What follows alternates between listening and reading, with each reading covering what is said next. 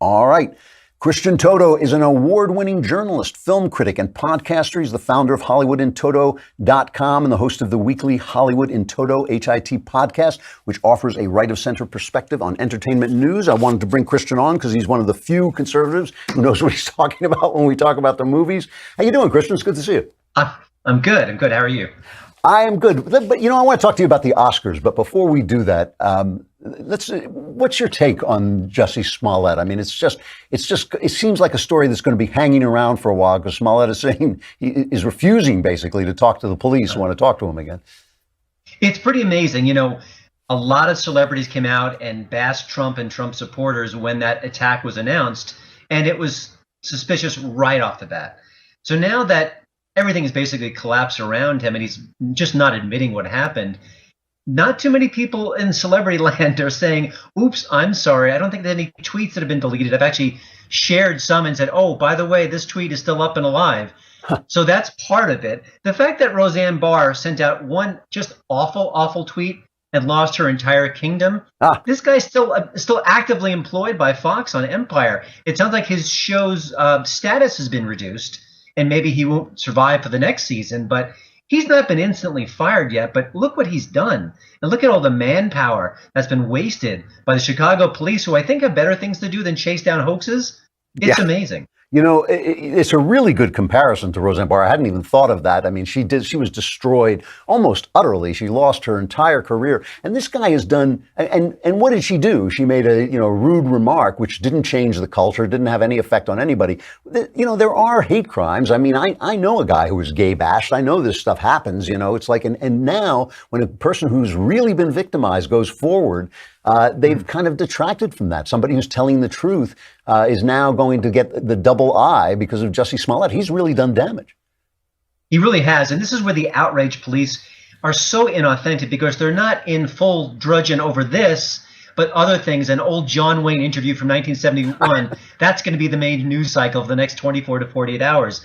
That's what we're dealing with here. It's an inauthenticity that drives me crazy. And I see the double standards across the board in Hollywood. I follow it every day. And it's exhausting, but it needs to be pointed out because this is the culture. This does matter. And we can't let this whole episode go by without the consequences being paid. Jussie Smollett's got to understand that you can't just do this. Yeah. And I suspect he will not be finished in Hollywood. I think he's still got a career. And that's amazing. Yeah, no, he may lose his job this time, but he'll be reinstated and come back. The thing about John Wayne, by the way, is driving me crazy. This attack on John Wayne, guy was born, I think, in like 1907 or something like this. I just feel like when you have his list of movies, when you have his talent, when you've embodied the American spirit the way he did on film, then you can pick on him and he'll beat the crap out of you because he's John Wayne. His ghost will beat the crap out of us. Okay. So let's talk about the Oscars. What do you make of the list this year? There's 10 films. You tell me how you would characterize them. There are some good choices. There are some obvious choices. And there are some political choices. Now, Black Klansman, I thought was a very good movie. Spike Lee hasn't made a very good movie in a long, long time. This one, it sort of is a course correction for him. But it's pretty political. The ending is hyper political. The ending is crazy. And if there is a sleeper pick for Best Picture, it could be that. But I think it's going to be Roma. And I don't think Roma is a great film. I'm not even sure it's a good film, but it's on Netflix. It's in black and white. It's artsy. It's about people who are in the working class. It's got all these different factors working toward it, and no other film is really blowing the doors off the Oscar voters. So I think that's going to pave the way for Roma. What was there any? My favorite was The Favorite. I mean, I liked that picture. I thought it was intelligent and funny, and that one scene, that one dance scene, actually cracked me up, which is kind of rare in the movies now. Do you have a personal pick? Green Book. I thought Green Book was excellent. It touched me. It stuck with me.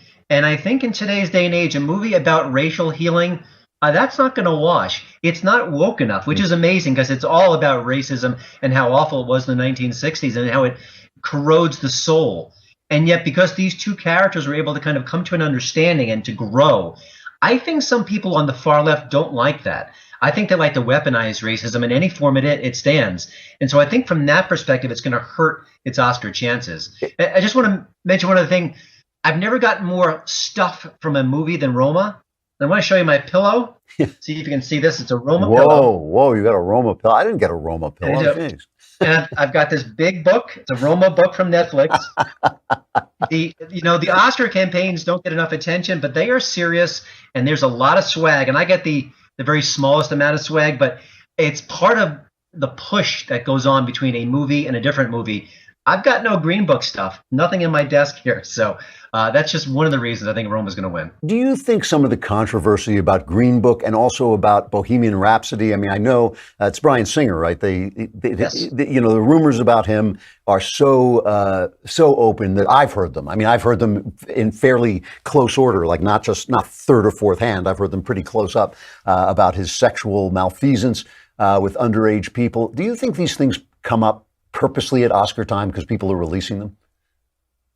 Quite possibly. It's no accident. It happens every year. Yeah. So I think there are sort of campaign. I mean, it is an Oscar campaign. The actors go from press junket to press junket, from lunch to dinner. They press the flesh. They give speeches during different awards. It's all part of the Oscar push. It's all leading to Oscar night. So I don't think it's an accident. There's also cultural forces here. I mean, the Me Too movement and the fact that R. Kelly was just reintroduced as a possible sexual predator. So I think all those things add together. Yeah, it's not an accident, but I think if you're Studio A and you've got some dirt on Studio B, this is the perfect time to release it, right? It's pretty vicious. It is pretty vicious stuff. I mean, and it is funny that Singer just keeps getting hired. They have all this Me Too stuff, and nothing has stopped him from getting hired. Nothing's even slowed him down. He's getting these major pictures. Whereas, the guy from House of Cards, Kevin Spacey, he's basically done. I mean, he's been tossed out on his ear for far less, and accused of far less than Singer. And let's not forget who's going to host the night. It was going to be Kevin Hart, maybe the most popular comedic actor around Hollywood, a bankable star who was chased away in 48 hours or less because he had an ugly tweet or joke from 8 years ago. Yeah. Put that into context, and yet Bryan Singer, in a sense, could be nominated or win for his film. Well, maybe they should get Jussie Smollett. I think he's going to be free. Well, what do you make of the show? Is anybody going to watch the show? They've got no host. The movies, some of the movies. I mean, Black Panther made most of the money of them all. Some of the movies actually were fairly big hits. Is anybody going to watch the show? It'll be a modest audience for sure. I can't imagine it'll be more than last year. I think it'll be less. Here's the dirty little secret about the Oscars and all these award shows. I don't know if you saw the Golden Globes, but they had Andy Samberg, who's a pretty funny fellow.